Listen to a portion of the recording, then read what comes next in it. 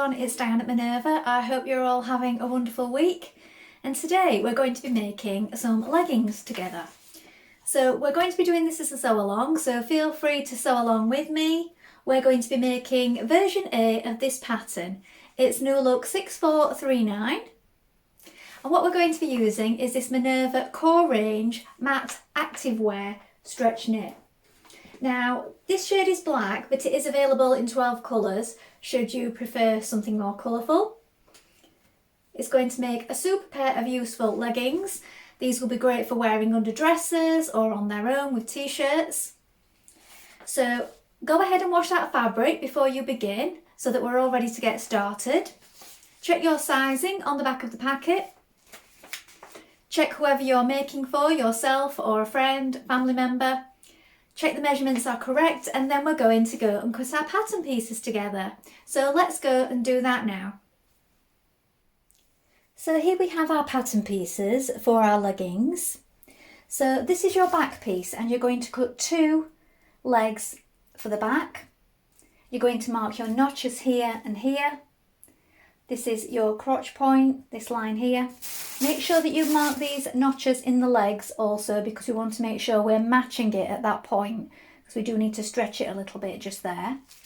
Make sure you've got the straight grain going in the right direction.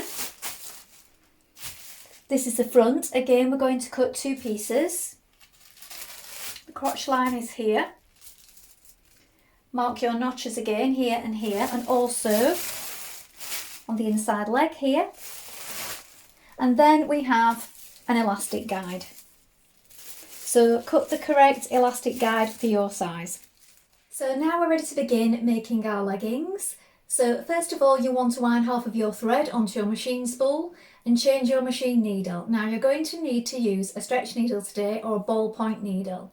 That's so that it maintains the stretch of the fabric and that we don't get any skipped stitches or breaking stitches. So do change that before you begin. I will link some in the description so you know just what to buy.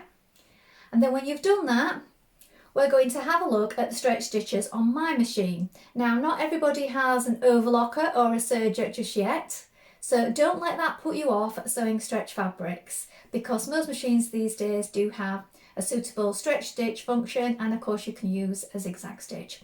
You can just shorten it and vary the length and width of it, and that can work just fine. So I'm going to be using the stretch stitch function on my machine today, and we'll have a look at that, and then when I've done that I will edge finish my seams with the overlocker. And you don't need to do this because this doesn't fray. So it's up to you entirely whether you edge finish the seams today. So let's get started, and I'll show you the stretch function on my machine before we begin. So here is my machine, and you will want to check your manual before you begin, because it will give you a full list of all your stitches and their capabilities. But here are my regular stitches. So this is my stitch length of 1 to 4 just here, or 0 to 4. And then right round here, look, we have a blue S and a 1. And then just here on this dial, the different types of stitch. So I've got a straight stitch here, and here at the side of it in blue, it's showing you it ×3. So when we stitch with that stitch on my machine, what it does 3 stitches in one place. So it sort of goes forwards and back, so it's doing like a back stitch as it goes along. Now this does take a lot longer than a regular stitch, but it's worth it if you're making a sweatshirt or a t-shirt or leggings such as these, because it will withstand all that stretching and pulling. So let me get going. So if you can see, it's going forward, forward, back.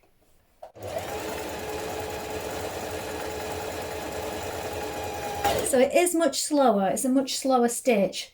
But as I said, it's really strong because it's locking that stitch in place.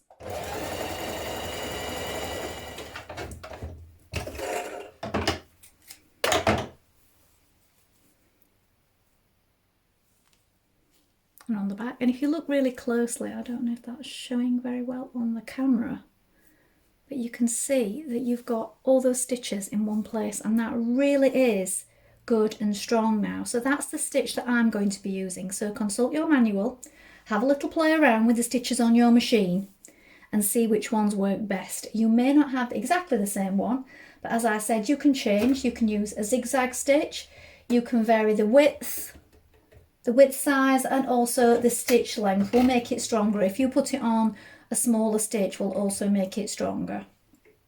So do have a play around. So the correct needle, the correct stitch, and we're ready to begin.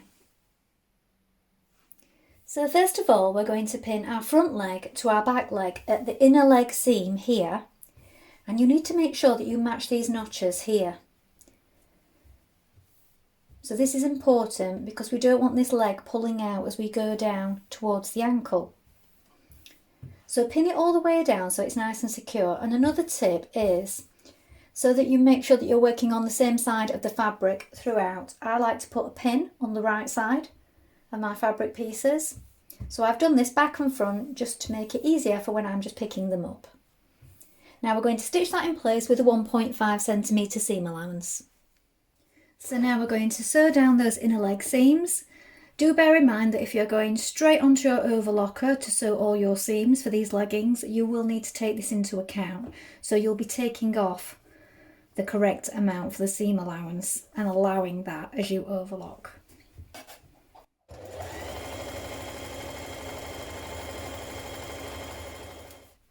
Now you're going to pin your fronts and your backs together at this inner seam here. So the two fronts together and the two backs together, and we will have this curve, and we're matching this central seam here where we've just joined our inner leg seams. Make sure that these line up. Now you're going to sew around this again with a stretch stitch.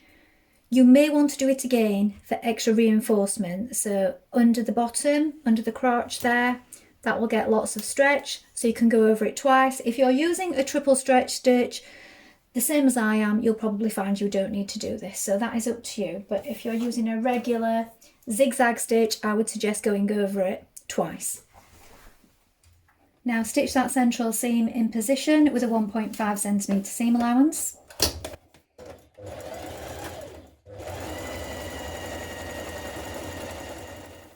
Now pin your side seams of your leggings, and we're going to stitch this in place. So we need to be taking care that this is not stretching out of position. So use plenty of pins with this fabric because the presser foot can push it along, and if you don't have it pinned, you will find that you have one side longer than the other.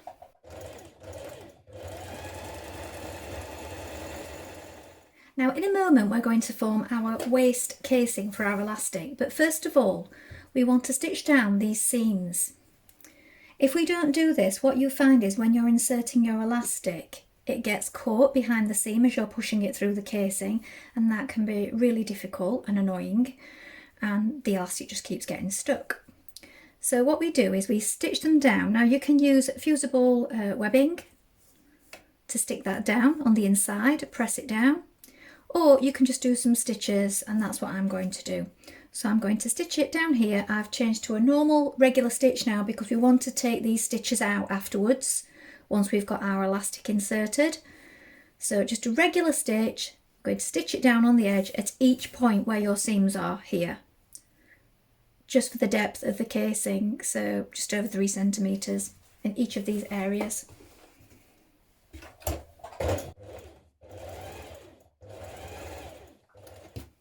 Now you're going to turn under 3.2 centimetres at the top to form your casing. Now it does say press under, but this fabric doesn't really lend itself to pressing, does it? So pin it in position, that's what I've done. You can use a tape measure or a ruler to check as you go around if you want to keep it nice and even. And what you're going to do is you're going to leave a gap. So choose maybe at the back, either side of that back seam. Going to leave a small opening just here where you don't stitch so that you can thread your elastic through in a moment. And what we're going to do is we're going to stitch 1 centimetre away from this raw edge. Now I've overlocked off my edges. As I said before, you can leave these raw if you wish. They don't fray out, so you don't have to finish them if you don't want to. So we're stitching 1 centimetre away from there, and then that'll be just the right width for your elastic to thread through. So we're back on that stretch stitch because we want this to be nice and stretchy around the waist.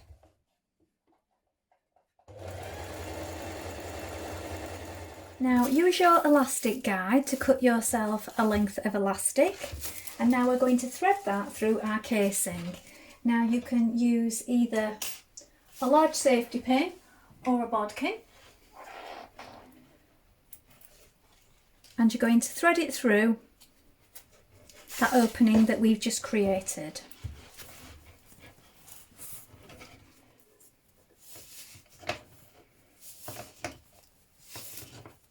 Now sew both ends of your elastic together.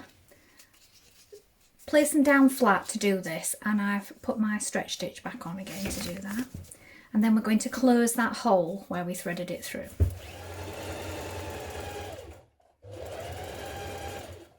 Now we're going to hem our leggings. Now you can use a stretch stitch again or a zigzag stitch. I'm going to use a twin ballpoint needle to do mine because I just think this gives a nice finish. I will link these in with the products below. So I've pinned up my hem. It's 3.2 centimetres again, the hem that's allowed. And I've pinned it from the right side because we're going to be working from the right side using the twin needle.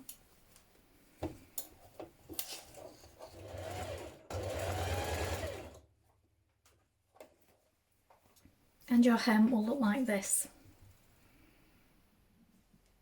Well, I hope you've enjoyed sewing along with me today and found these leggings really easy to make. And I hope it's inspired you to make some more stretch or knit garments. And also that they can be worn with summer dresses and long line tops, such as the one in the cover photo here. So they're not just for sportswear. Please let us know what you've been up to. We love to see any photographs of what you've been making. Now remember to take a look at the Minerva Craft Club to get 10% off all your orders for a whole year. And of course create a free account with us. You can connect with like-minded sewers from all over the world and share all your projects, ideas and inspiration. Now if you like what I'm wearing today, this particular design is a new look pattern 6407, so I made the cover blouse, and this one is a cotton sateen in Inky Grove. It's also available in a viscose chalet, and this design can also be bought in a jersey as well, so there's lots of options there. So if you're interested in an additional make today. Well, I hope to be back soon with another sew along for you, but thank you so much for watching today. Bye for now.